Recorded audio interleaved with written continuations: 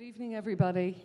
I'd like to welcome you back to take your seats and turn off your phones for our final session of the conference. It's our roundtable chaired by Dr. David McCullagh. He will be joined by Dr. Leeann Lane of Dublin City University, Dr. Martin Mansergh, Vice Chair of the Expert Advisory Group on Centenary Commemorations, Dr. Mary McAuliffe of University College Dublin, and Owen O'Shea, historian and author. Thank you. Thanks very much, Bridget, and thank you to all of the lovely people in our audience for staying with us. This is the final, I suppose, discussion part of the conference, and we are going to attempt to knit together, weave together into a tapestry some of the themes that we've heard from the excellent papers that we've heard so far. And to Bridget, to Mary and to Owen, I know everybody has paid tribute to your organisation of the conference, and I wouldn't wish to give any of you a swelled head. But once again, congratulations. It has been an excellent conference, both in terms of the contributions from the floor, from the stage, and the social aspect has been pretty good as well. So well done to you.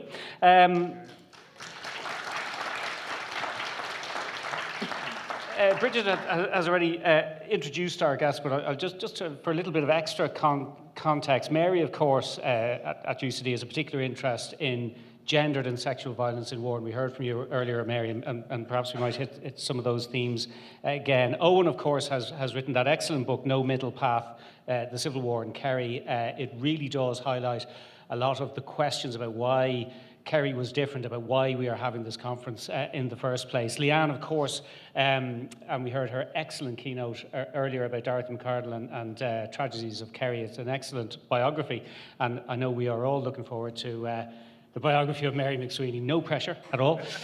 Martin doesn't need an introduction, but I'll give him one anyway. Historian, advisor to Taoiseach, senator, TD, Minister of State, and of course, as Bridget mentioned, Vice Chair of the Expert Advisory Group on the Decade of Centenaries, which means I suspect that you're probably in some way paying for all of this, so thank you very much for that.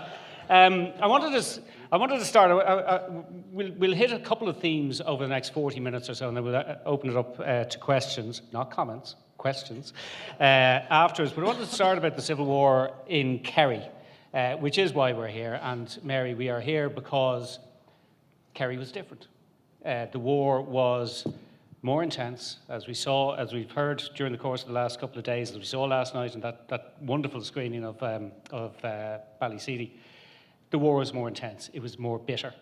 Why?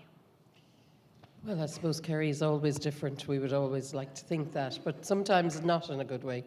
And it was very bitter, brutal, prolonged, and intense here, continuing on right up to when the Dump Arms call came, but also beyond that. There are really violent incidences on into the summer and autumn of 23. And you could say it can kind of dribbles on into 1924 here. And why was it that? Well, I think there was a number of reasons. There is the reason maybe Kerry was quieter or considered to be quieter in 1916 and during the War of Independence, and that the Republicans in Kerry feel that they needed to up the ante, that they needed to make their mark and defend the Republic that they had declared allegiance to. There was also the fact that, you know, as the fight retreated back from Dublin to the so-called Munster Republic, and then a lot of the Kerrymen were involved in trying to keep Limerick in play. And then, of course, that fails, and the seaboard landings and that counter-offensive and attacking from the back defeats that. So the Kerry IRA sees itself as the kind of last redoubt, maybe, the last defenders of the Republic. Everywhere else is giving up or getting quiet, or, you know, going into a sullen sort of acceptance of the status quo at the time. But also, I think you have to look at Kerry. Kerry's so isolated. It's always very isolated from Dublin. We had a great keynote from Bill Castan yesterday about geography and how Ireland is a small country. But also there's a sense of isolation you get in places on the western seaboard, particularly in places like Kerry, that you seem very distant at that time, perhaps not so much anymore, from the centre of power, from Dublin. And so local ideologies and local politics and local players have a much stronger influence. And then, of course, when Paddy O'Daly, or not Paddy O'Daly, I've become obsessed with Paddy O'Daly, and As not have in we a good all. way. Yes. When the Dublin Guard and the 1st Western Division land in Feenit, they're like an invading force. And they've different accents and different attitudes, and Bill hinted at that a little bit as well. They kind of brought that urbanite dismissal of the country folk, which I suppose you still see through football in some ways in Kerry. But so they're the green and tans. They're an invader, and so all those elements come together to make Kerry different. And Owen, I was struck by Tomás's presentation talking about Donegal, where you had the opposite thing, where the Free State side were local, and the anti-treaty forces were seen as the interlopers, and that seemed to make a big difference. It did, and as Mary says, there's no doubt but that the presence within the ranks of the Free State Army of so many outsiders, in inverted commas, from outside the county made matters so tense, I think, and particularly the fact that there was such frustration in the ranks of the Free State Army and in government about why is the war still on in Kerry? Why is there still fighting in Kerry? The civil war should be over by now. And I think Mary's right to suggest that there was a belief within the anti-treaty IRA in Kerry that they were the last line of defence, effectively, and sort of symbolically, almost as well as physically, the fighting at Clashmelkin Caves in April 23 is literally geographically as far as you can get. It's right out on the coast. It's almost as if the anti-treaty IRA had retreated to the coastline at that point. But I think we have to, even though there's widespread agreement about the ferocity and intensity and barbarity of what the Free State Army got up to in Kerry, particularly under Paddy O'Daly, without justifying what he and others did, I think in terms of understanding what he and the army were doing in Kerry, they were under enormous pressure to bring the war to a conclusion. And I'm sure they were getting messages from Dublin, from their political masters, wondering, why are we still, why is the fighting still going on here? And I think that frustration manifested itself in the executions, in the Ballyseedies, in the Countess Bridge, in the Bahacks, and that probably did more to scar the county than anything else during the Civil War, and that's one of its enduring legacies, even 100 years on. Martin, good Tipperary man. I think it's on. And Tipperary was active during the War of Independence, active during the Civil War, and yet this kind of thing, the kind of atrocity we saw, Knocknagoshel on the one hand, Ballyseedy on the other, didn't happen in Tipperary. Yeah, the Civil War was hard fought in Tipperary, but I'm glad to say the history of it was not marked with the sort of atrocities that we're aware of in Kerry, and the sort of long-term bitterness and animus I think was less. And of course, the Civil War actually ended in Tipperary in real terms. The 10th of April when Leeann Lynch fell, and I couldn't help be struck. The 10th of April is also the date of the Good Friday Agreement, 75 years later, and indeed a week after it, I was asked to speak at a Leeann Lynch commemoration and sort of tried to pull the threads together. But the dying words of Leeann Lynch, I don't necessarily have it exactly verbatim, but that it's a great pity. This should never have happened, and I think that's something to which we would all concur. Now, how it was to be avoided, and there were attempts to avoid it, is another issue. And I think, as you know, as the biographer of De Valera, and this was publicly expressed, at least in Fianna Fáil publications by 1933, a short period as a protest was one thing, but that would have had the same effect as something that went on for for so long. But of course, like so many wars, the people, when the guns were pointed at the forecourts, the belief was it would be over in a few days. Over by Christmas, eh? Leeann, I take Owen's point about the motivations of the Free State Army, and I suppose you could argue that indefensible as the actions were, in the short term at least, they achieved their aim in that the war was brought to a close.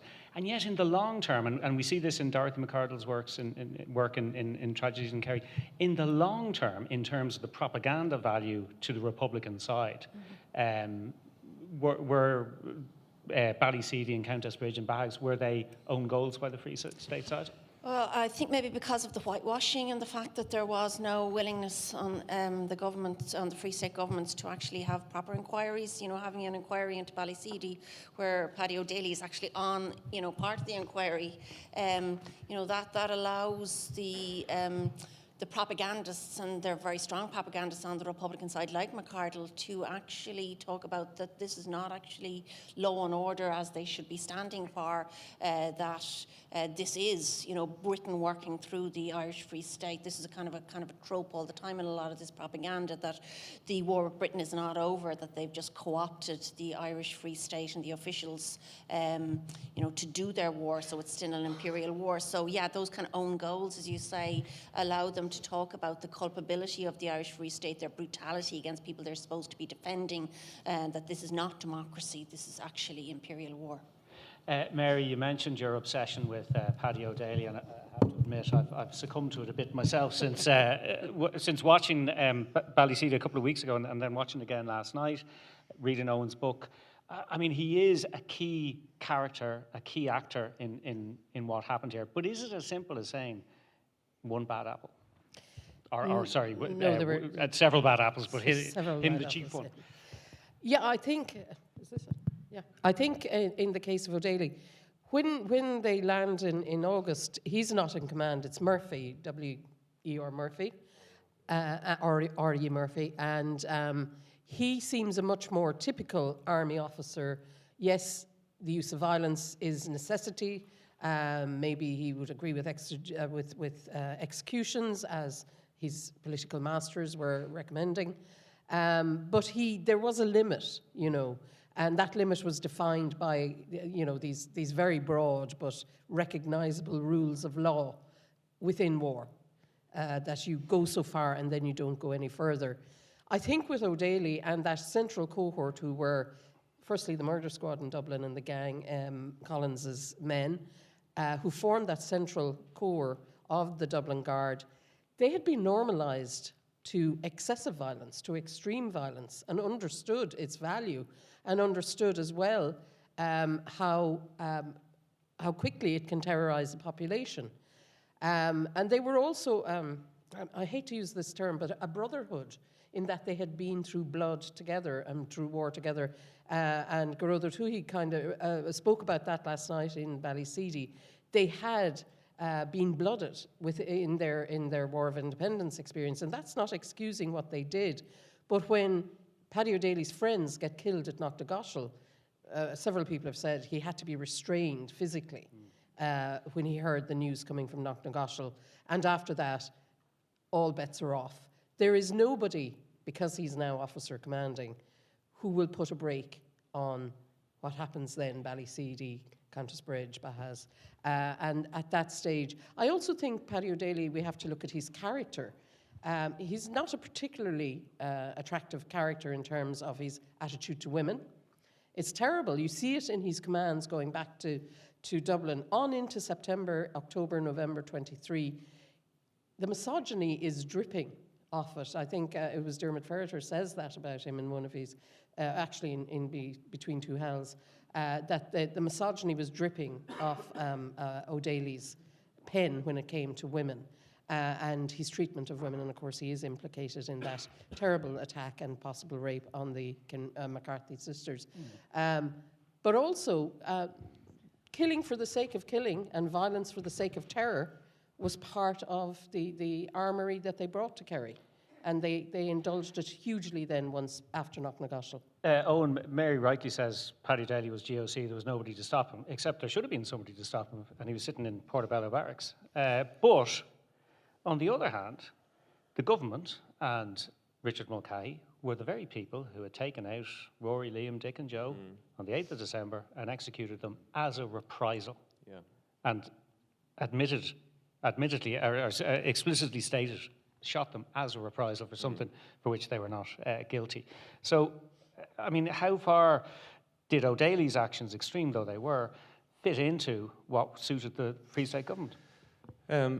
They did, is the short answer. I mean, as I've said a couple of times, we can't view O'Daly's approach or attitude or actions in he wasn't operating in a vacuum here in Kerry. He and the Kerry command were doing so with the imprimatur of their political masters.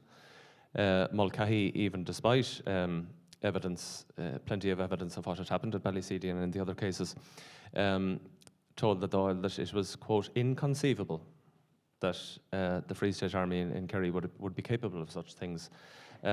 Even when O'Daly became, or even when Mulcahy and the government became aware of O'Daly's involvement in the Kinmare case, which came after the Civil War, they completely stood by him. Kevin O'Higgins, to his credit, threatened to leave government on 2 occasions because of the way the government was handling, essentially covering up O'Daly's actions in Kinmare. But Mulcahy and Cosgrave throughout this period stand by him. And you could say, certainly, yes, that was, an effort on their part to bring the Civil War to an end. But on the other hand, they prolonged the war, I would argue. It went on for months longer in Kerry than it might have because of the executions. And W.R.E. Murphy, who'd been in command up to the end of 22, was actually resisting. There were 4 men to be executed, and he was far more attuned to the consequences of executions, and he was resisting executing 4 prisoners who were in Ballymullen. And almost the moment O'Daly was appointed, he carried out the execution. So yes, to answer your question, certainly politically there was a complete endorsement and support for what was going on in the upper ranks of the army in the county. Martin, I might try and zoom out a bit and away from Kerry. Sorry, just the national picture, because you touched on this issue of the length of the Civil War, how long it went on, why it was prolonged. Because you could make an argument, and I think it would probably be contested by lots of people, but you could certainly make an argument that once Cork fell, once the Munster, so-called Munster Republic was gone, once they had to resort to guerrilla warfare without the widespread support of the general public, the Civil War was pointless from an anti-treaty point of view, wasn't it? Well, I think De Valera would probably privately have agreed to you. Can I just comment on 2 things said? I mean, in Tipperary, the Free State commander was somebody who had spent the First World War in the US Army, a General Prout. He never became a sort of, a figure of sort of particular odium. Now, the other thing is sometimes there's a very polarized interpretation of the Civil War, democracy on one side, anarchy on the other, and that's how people want to address. But to my mind, the rule of law, and especially by the government of a state, that is absolutely critical to democracy. Now, one can sort of speculate, moralize, whatever one likes about, what the effects of the hardline policy was, but I do think that there was a political price paid later on. And the final point I would make is it wasn't only Paddy O'Daly who was taken out in 1924. General Mulcahy had to resign as well, and Kevin O'Higgins had a lot to do with that. Just before I move on to Leeann, I mean, I think you made that point about at the Dinny Lacey oration that you kindly sent me a couple of weeks ago. I don't agree with the widespread interpretation that one side stood for democracy and the other did not. Yet, if you look at, and you mentioned De Valera's private papers, repeatedly throughout this period, he's saying the people are in favour of the treaty. Yeah. that the majority is in favour of establishing the Free State and everything. And he found himself embarrassed to be on against the majority opinion. But against majority opinion, he was nonetheless.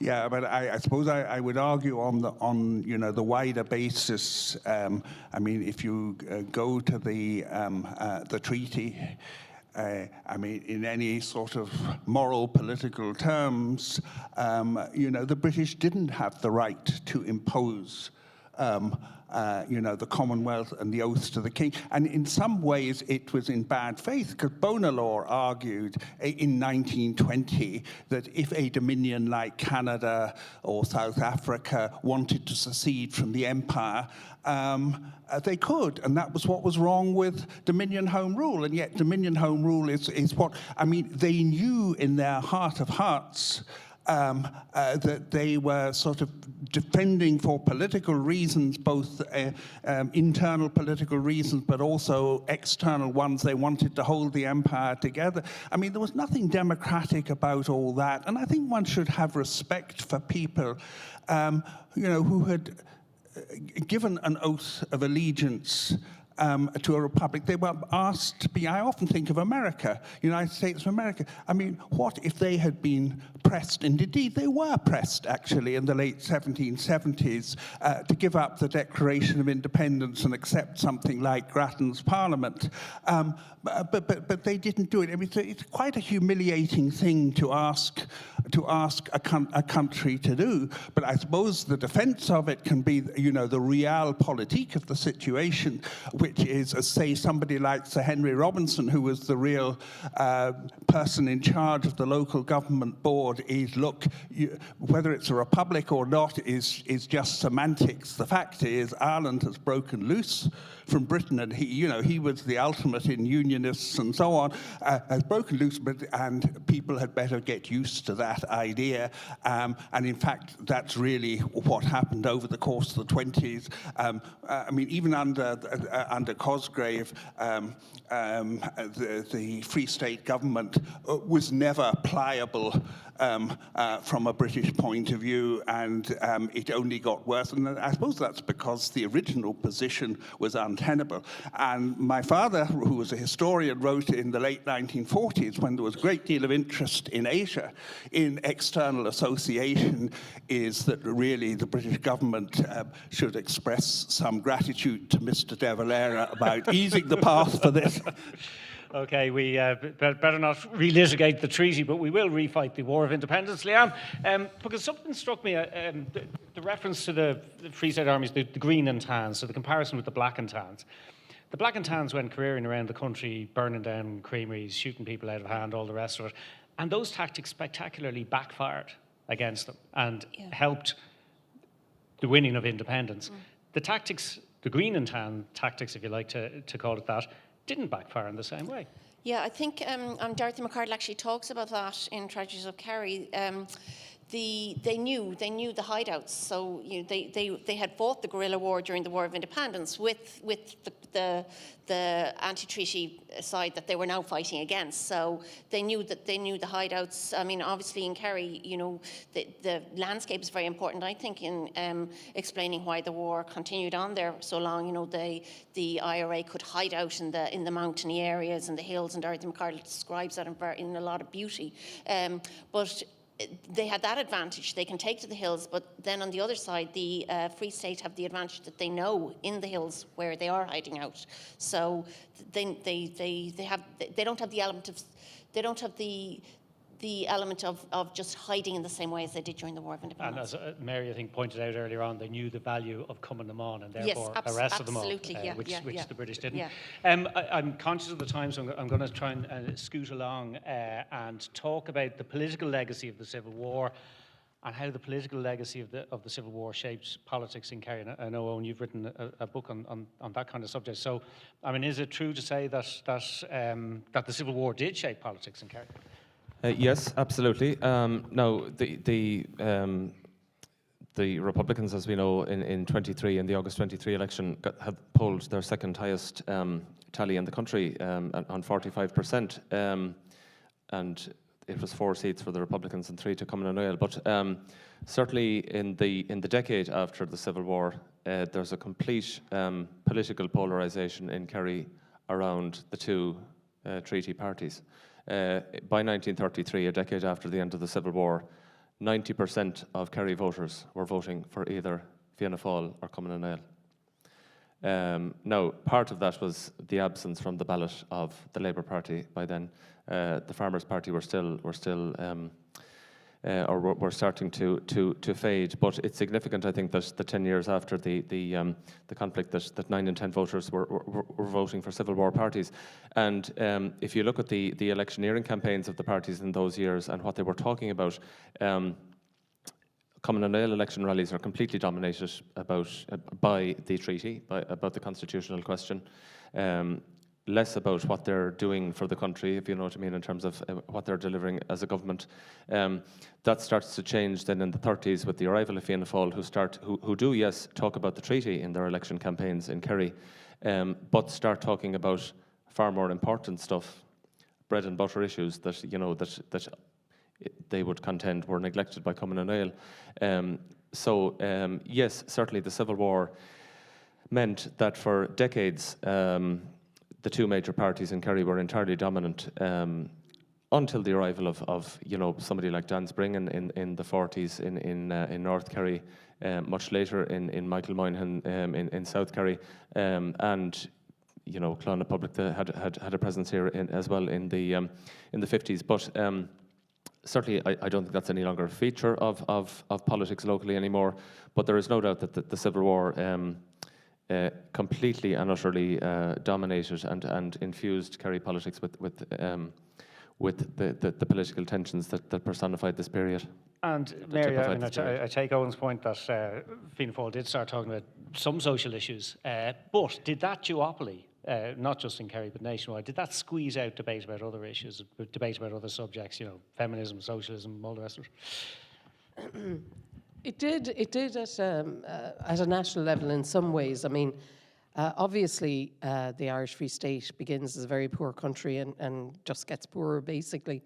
There isn't too much in the treasury in order to, you know, to run a country. And I mean, the fact that they managed to actually run a country is probably a great success for the Cumann and O'Shea government. And then, of course, you've continuing low level, at local level, anxieties and debates and fights around land issues that continue on. And that kind of low level of tension continues almost certainly in Kerry and other parts of the country for a long time. For women, certainly the anti-treaty Cumann Amon are basically marginalised, sidelined.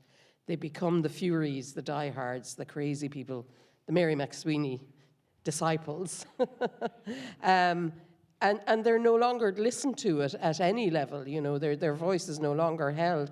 And then we've heard over the weekend, you know, the extreme trauma and poverty that families, and we can't ignore that there's entire communities, not just families, but entire communities that are split, that are mourning, that are deep in trauma, that have lost income because of, you know, the income generator, the son or the husband are gone or incapacitated, or women themselves are incapacitated.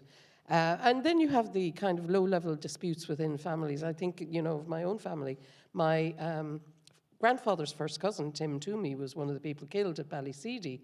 But my grandfather, Tim Kennelly, was a supporter of Cumann and O'Shea and goes on to be a Fine Gael local councillor or supporter. There's a lovely picture of him going off to the executive in Dublin in the 1940s for a meeting. And so those divisions are within families and they continue. And yet on the other hand, and I go back to the very first talk, and Liz talked about that wedding on the day that the bombardment of the forecourts began. Life did continue. Life continued on. People started to make a living. They started to work towards, you know, developing the country that they now had, whether they liked it or not. The government started eventually making investments in projects, in infrastructure. This was now the new reality. We were now in this free state that had to succeed, and it was up to Irish people themselves for it to succeed. And so you begin to see the formation, I suppose, of a body politic. Yeah. Martin, I mean, I think sometimes the whole Civil War politics thing can be vastly overstated, but I'm just interested in your own perspective. You went to work for Charlie Hoy in, was it 1980? 81. 81, okay. So that was a time of a particular amount of polarisation in Irish politics, I think it would be fair to say. Did it have anything at all, that rivalry between Charlie and Garrett, did it have anything at all to do with the Civil War, do you think? Not a lot, I don't think. I mean, Garrett in the mid-60s even contemplated possibly standing for Fianna Fáil. He was such an admirer of Lemass. And as we know, Charles Hoy's father was a Free State officer, who had a portrait of Collins downstairs in his house. So no, in reality, I don't think so. But what was terribly important was what happened in 1932, the peaceful transfer of power. And we've also heard, how that affected pension applications, which meant that the process became inclusive instead of exclusive.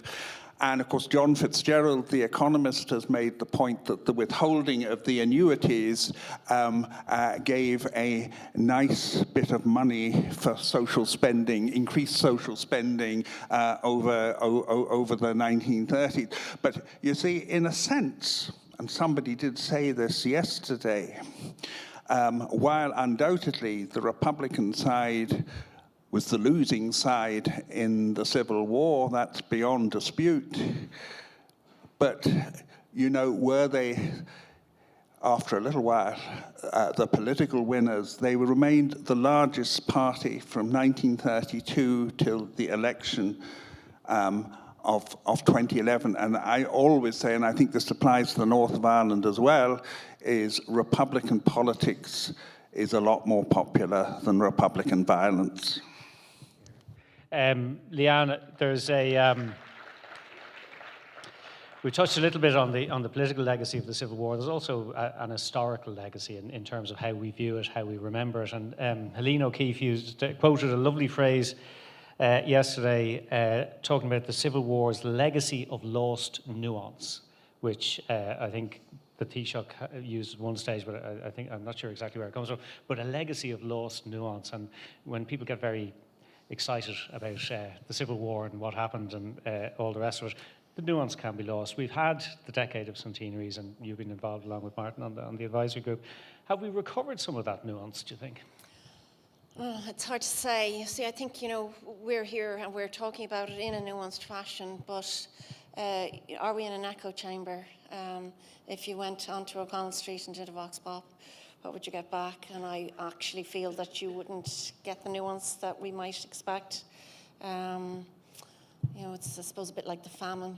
If you actually ask people who was responsible for famine, many people will still say the British without actually understanding kind of laissez-faire politics or the reality of what they did try to do, albeit very lumbering. So my own sense would be no, that, I think the RIC commemoration, the attempt to commemorate the RIC and that whole debacle shows that, no, I don't think, I think we might be in an echo chamber, and maybe I'm being cynical.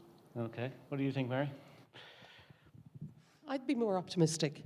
I think over the last decade of centenaries going around the country, and lots of people attending events like this, and I see like most of the audience have stayed with us over the last 2.5 days. I think people are engaging more. I think the digitization and the democratization of source material has meant that they're looking up their own parents, our own grandparents, great-grandparents.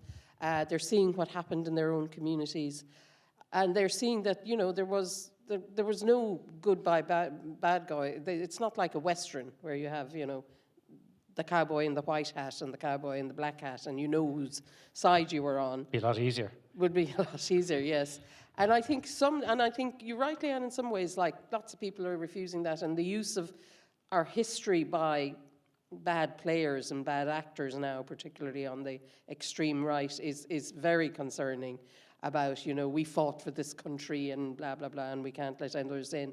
But I think for the majority of the population, I think they understand the complications of particularly the Civil War, but also our extended history, even in our relationship with the idea of colonization. We're both colonized and colonizers because we went, but Irish people joined the British Army and went out to India and other places. And I think we are quite a literate country in terms of historical knowledge and historical publication and readership of history books. And I think engagement like this and the Decade of Centenaries has been fantastic about that. So I'm more optimistic that a large proportion of the population understands the complexities of even these trauma and potentially polarizing things like Civil War. Yeah, and particularly in Kerry, Owen, and I think one of the many great strengths of your own book was the nuance and the telling of both sides, and I thought that came through very powerfully last night in Ballyseedy as well. Yeah. Even though at the end of it I was ready to take my pike out of the thatch and march on government buildings. But anyway, Pat Butler did an absolutely fabulous job of showing the complexities, showing the roots of what happened in Ballyseedy and Knocknagoshel, back to that country road and the row over the saving the hay and all the rest of it. So particularly somewhere like Kerry, where the wounds are deep and the wounds are still there, that level of nuance is very important, isn't it?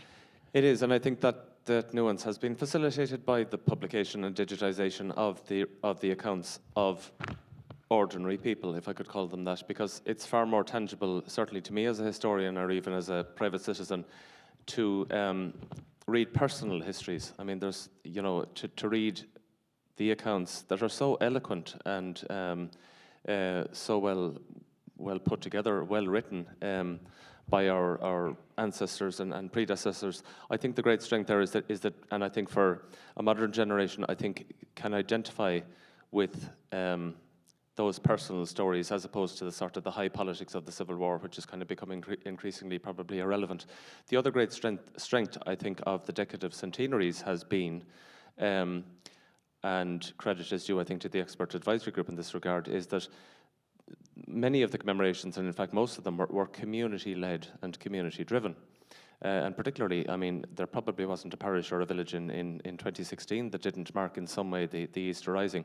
Obviously now we're into a far more difficult phase of the commemorations, but I think successive governments over the last decade have done well in, if you like, not leaving it to communities, but at least giving communities the space and the support to commemorate and to mark local stories. And I often use the phrase, Tip O'Neill's phrase about all politics being local. All history is local as well, and history is far more tangible and understandable, I would argue, if you can identify with a place or a person or people that you know. So I think that has been one of the benefits of the last decade.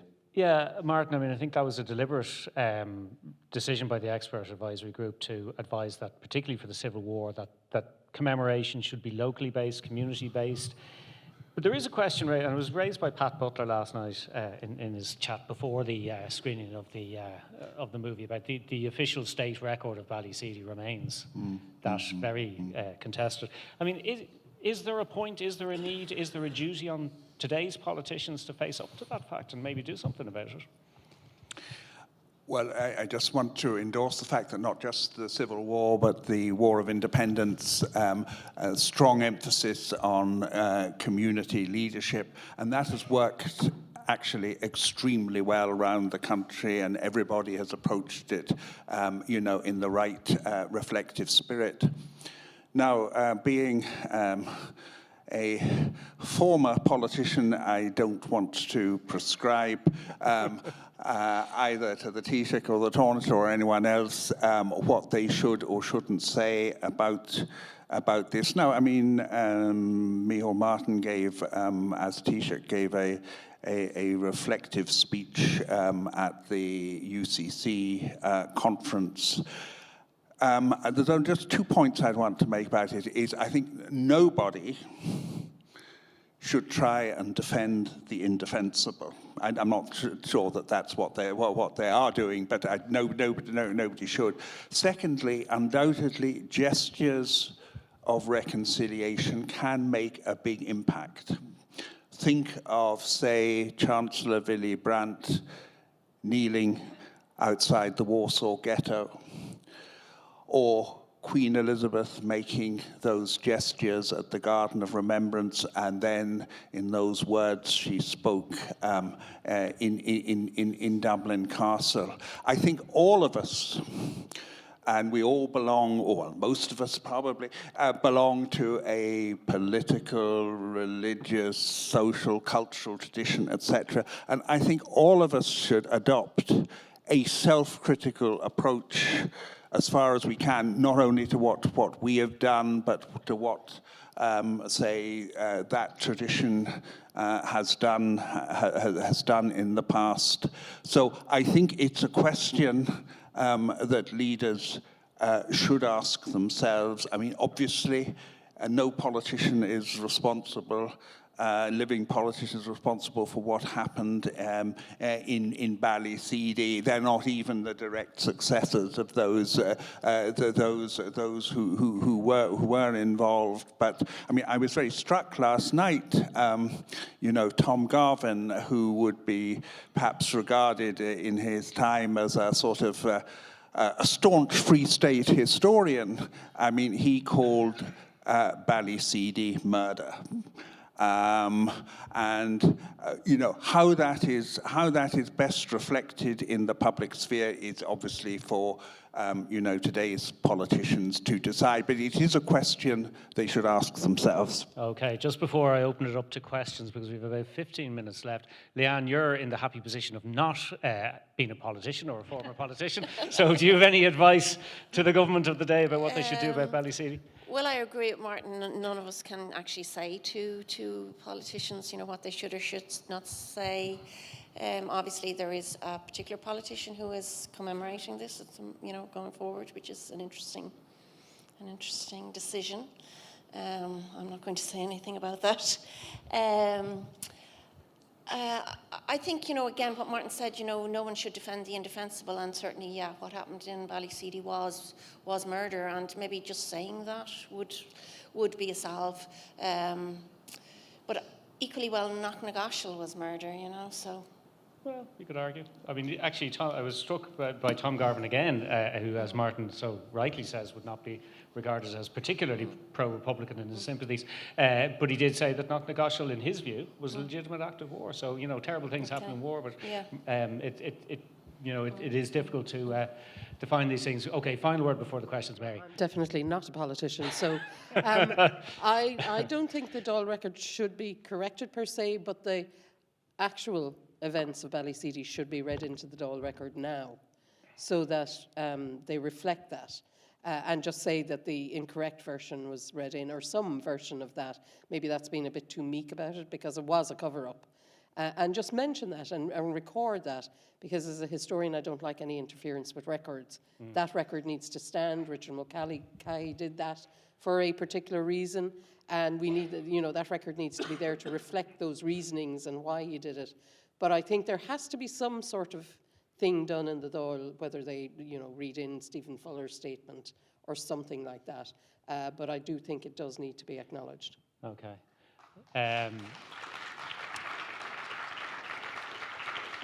Well, isn't it lovely to have a round of applause? Maybe you should, yeah. The campaign starts here. Okay, we will have time for a few questions, not comments, questions. So do we have microphones? Okay, there's a question there. That gentleman had his hand up first, I think. Okay, right. Well, and keep them brief if you can, guys. Thanks. Yeah, thank you. So, of course, there is, barring some major unforeseeable event, political paradigm shift happening in this country, as in terms of the party system that is massively changing. How do you think that will affect the commemoration of the Civil War and potentially things such as the Dáil record that was just talked about? Okay, could you pass the microphone down to that lady in front of you, in front of you, in front of you? Yeah.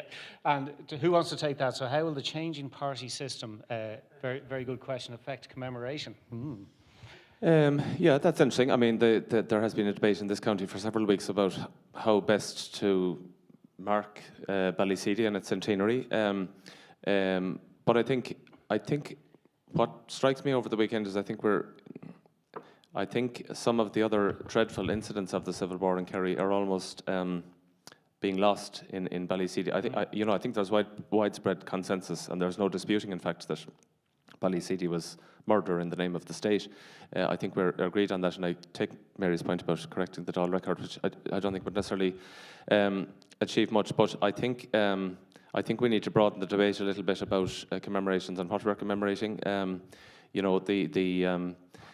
The monument at Knocknagoshel, as we know, has been vandalised on 2 occasions. The county is there are plentiful monuments and crosses to the Republican dead, and I think we need to be more sort of inclusive about reflecting all of the nuances that we spoke about a while ago. And I'm not necessarily sure that that the political changes will impact commemorations much, but I think we have to be as inclusive and respectful as possible in our approach generally. Do you want to get in there quickly? Yeah, and just to add to that, I agree with that. I think the Republicans won the Memory War, or certainly the commemoration in physical and material remains award. I think we need also to commemorate what happened to women during this period. And there is no plaque or statue or anything like that in this county or in other counties. Now, I know plaques are going up around, certainly Dublin City, and I've supported those 2 individual women.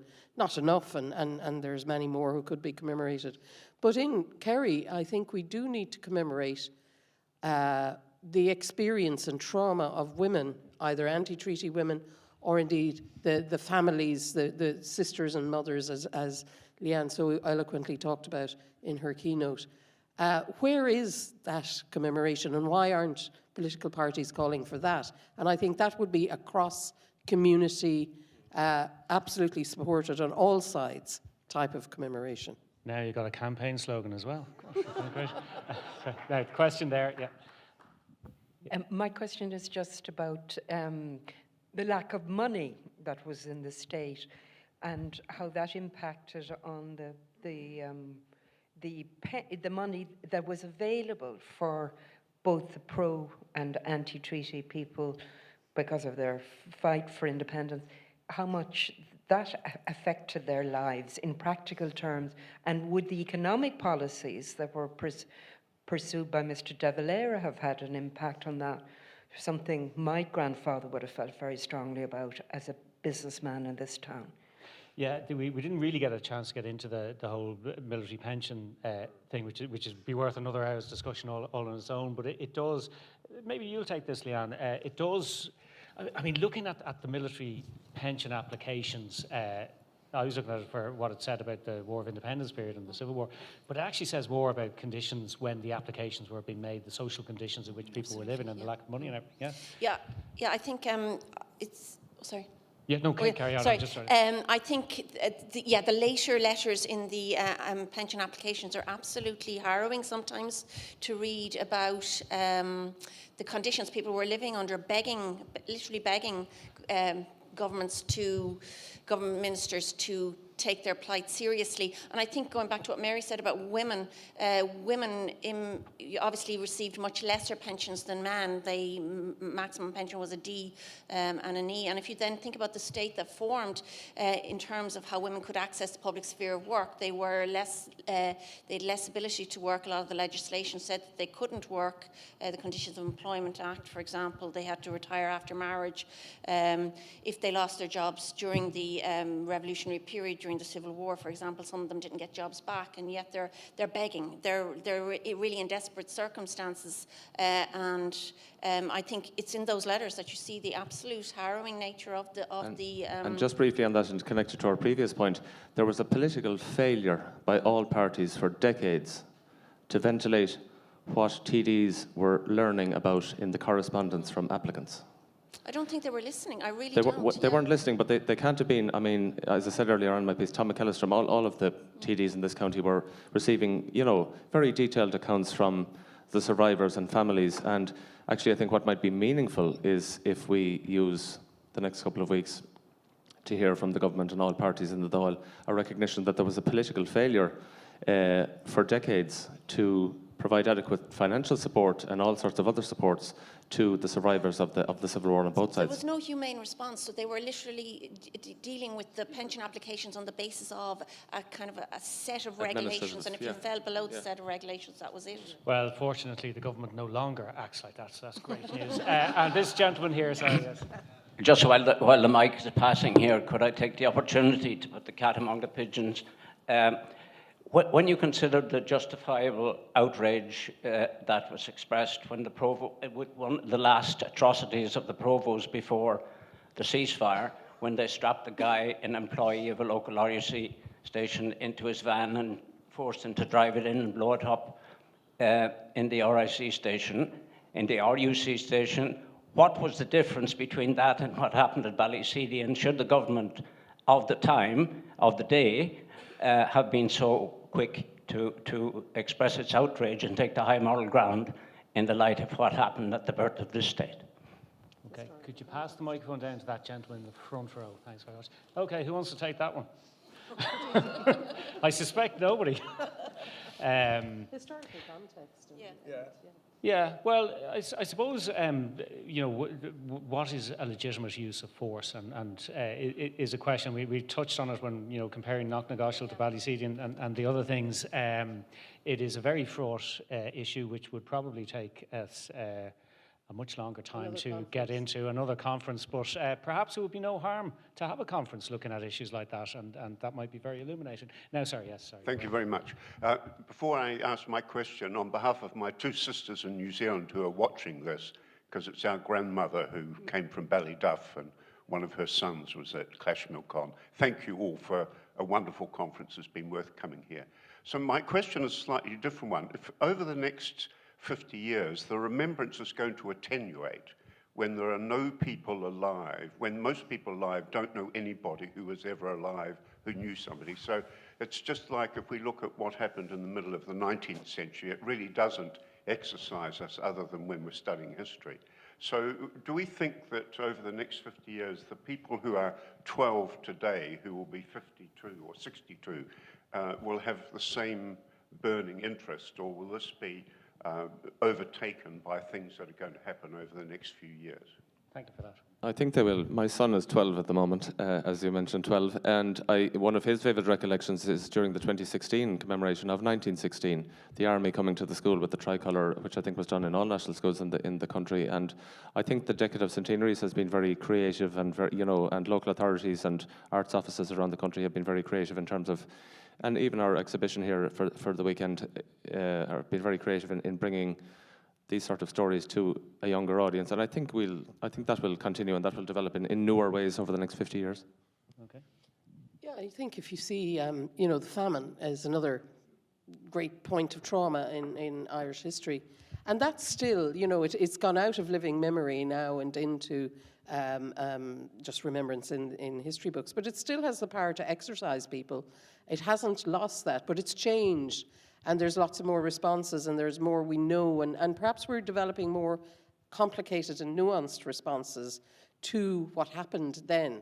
Because again, I think Schieffer mentioned it in her lecture. So there seemed to be a great silencing around the experience of famine during that period, or great hunger, even what the name of it was, the Great Hunger or famine, or the different ways people use language to indicate that this was a created famine or a created economic crisis that centered around food.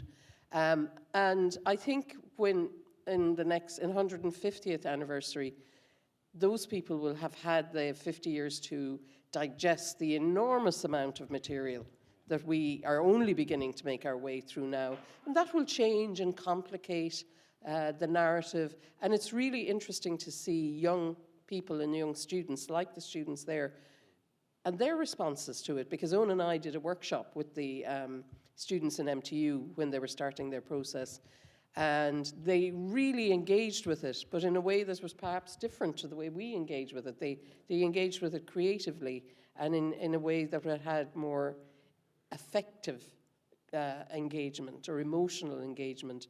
But maybe that's because we're historians and they're not yet. Maybe they might become one day. But I think it'll change the way the next generation will engage with the histories of our revolutionary period. And Okay. that's no bad thing. Every generation does that. Just very Yeah, briefly. very, very briefly. I mean, at Commemorations, and I spoke at one last weekend, and anti-treaty at the one, is you will have you know, sons, daughters, nephews, and so on. I mean, it's still, even if there's nobody now living who lived then, I mean, there are nonetheless the families and traditions handed out, so it is still important. But one of the great advantages, and I think one of the things that history has to do, is they should not take, historians should not take the polemical positions of this party or this country and that country, you know, as gospel historical truth. They have to look critically behind, and we don't necessarily have to espouse our side, whatever that is, in whatever political battle took place 80, 100 years ago. And this is the basis of reconciliation, which is to try and transcend the divisions of the past, to see that there were legitimate points of view on more than one side of the argument, and try and mesh together some reasonable position sometimes between them. Okay, is there a question up there? Yeah. And I think this might be our last question. I'm sorry, we have run out of time, so make it a good one. Yeah. No pressure. In commending the committee for holding this conference, which gave us great insights which we hadn't heard previously. The chairman, you actually touched on my question there about 10 minutes ago, because I think the central theme is that after this conference and what we have learned and read in the past, that there is unfinished business. There is great unfinished business still in this country 100 years later. There's still a shadow, and it's a phantom state. And it was so interested, you passed around, asked the question about Ballyseedy. My question is, why are academics afraid of politicians? Until the question I was going to ask was, why are you in favour or not of the records being updated, the records as stood, being erased, and the truthful record of what happened on March the 7th being acknowledged at last? Oh, I don't think that's what Mary said at all. I think what she was saying was that the record of what was said in the Dáil at the time shouldn't be erased. It should be addressed. Yes, I think that's fair enough. But the state surely, I put it to the panel, that the state surely cannot continue to acknowledge the falsification and of the records, which is a pure lie. I mean, we've seen in our own council chamber last Monday an unholy alliance. I don't want to cut you off, but we have actually addressed this issue already. So thanks very much. Could you put it to the? We've already addressed the issue. So thank you very much indeed for your question. And that, I'm sorry, we have actually run out of time, but I just want to ask you to offer your appreciation again to our panel, who have engaged so well with all those questions and all those attempts by me to stir the pot. And hopefully some of them were successful, some of them not so much. But anyway, thank you very much indeed for your attention.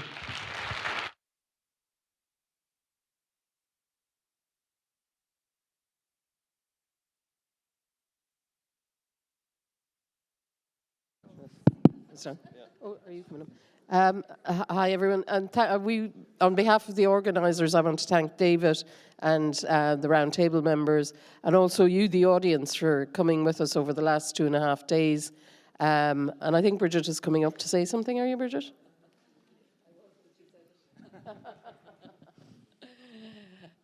Thank you. I had a slightly longer version of that, but I'll go through it very quickly. So good evening, everybody. I'd like to extend a sincere thank you to all of today's speakers and all our panels for their compelling, absorbing and thought-provoking presentations. I would like to thank our keynote speaker, Dr. Leeann, for her hugely interesting paper. Thanks to our chairs, Dr. David McCullagh, Dr. Bill Kazan, Professor Laura McAuliffe, Dr. Mary McAuliffe and Liz Gillis. Thank you especially who have joined us here today and in person via our live stream, which did go down early in the morning slightly, but we've had huge numbers of people joining us from all over the world, including the two sisters from New Zealand. So thank you very much for that. I think we can all agree that the contributions from our expert speakers on Thursday, Friday and today reflect the depth of research now taking place, revisiting the archives, many of which are now digitised and accessible to everybody. What we have heard over the past 3 days has left us with new insights, learnings and indeed questions on the histories, legacies and memories of the Civil War in Kerry and in Ireland. Just on to more housekeeping for we're not quite finished yet, and there's a reminder that we have a concert this evening beginning at 8 p.m. It's here in SIAMSA TÍRE, entitled Their Memory Will Endure, Civil War in Kerry. It's an evening of poetry, music and song, marking the centenary of the Civil War, and it promises to be a fitting end to our conference weekend. So if you haven't got a ticket, you could get it in the box office outside. On a final note, Mary, Owen and I would like to take this opportunity to extend our deepest gratitude to everybody who has supported us and worked with us over the past year, including all of our speakers and, of course, you, the audience. Thank you very much for joining us at the Civil War Conference. We hope you enjoy the event and safe journey home.